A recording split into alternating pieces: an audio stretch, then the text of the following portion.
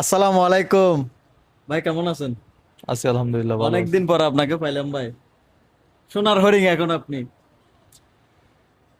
পাওয়া যাবে এখন থেকে। এখন থেকে পাওয়া যাবে। টিজে ফুড কর্নারে পাওয়া যাবে এখন থেকে। ডিজে ফুড কর্নার কোথায়? এটা হচ্ছে কলফলক আবাসিক।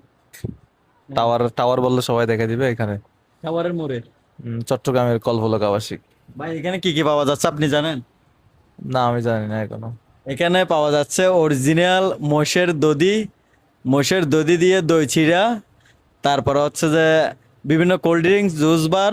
আমি তো না খাই, আমি তো খাই নাই। না, শুক্রবার থেকে, আগামী শুক্রবার মানে 10 তারিখ থেকে পরিপূর্ণভাবে চালু হয়ে যাবে এই দোকানটা। কলফলক আবাসিক, বাকলিয়া কলফলক আবাসিক, টাওয়ারের মোড়, টিজে ফুড কর্নার।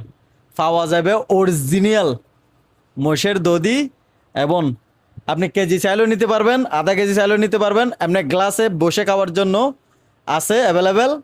আর এখানে বসে কি খাবে? এখানে এখানে বসে খাইতে পারবে, এখানে বসে কি খাবে? এখানে বসে আপনি দই চিড়ে খাইতে পারবেন, আপনি চাইলে এই দই খাইতে পারবেন, আপনার যেটা ইচ্ছা চা খেতে পারবেন।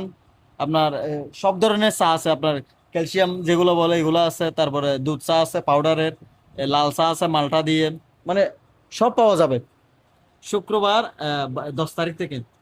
প্রত্যেকদিন কয়টা থেকে কয়টা খোলা থাকবে? সকাল 7টা থেকে রাত 2টা পর্যন্ত। সকাল 7টা বেশি তাড়াতাড়ি হয়ে যায় না?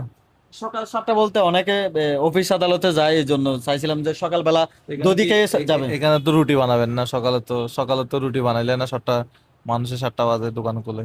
না, অনেকে মনে করেন দধি খেয়ে সকাল সকাল একদম ঠান্ডা দধি চিড়া খেয়ে এখান থেকে যাইতে পারবে, অফিস আদালতে যাইতে পারবে, ওই হিসাব করে আমি সকাল সকাল খোলার জন্য চেষ্টা করতেছি আর কি।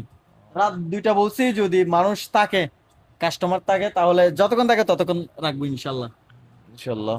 রিয়ান ভাইয়ের জন্য শুভকামনা। এটা রিয়ান ভাইয়ের নতুন দোকান। সবাই আসবেন কলফলকে, দাওয়াত রইল। আল্লাহ হাফেজ, আসসালামু আলাইকুম।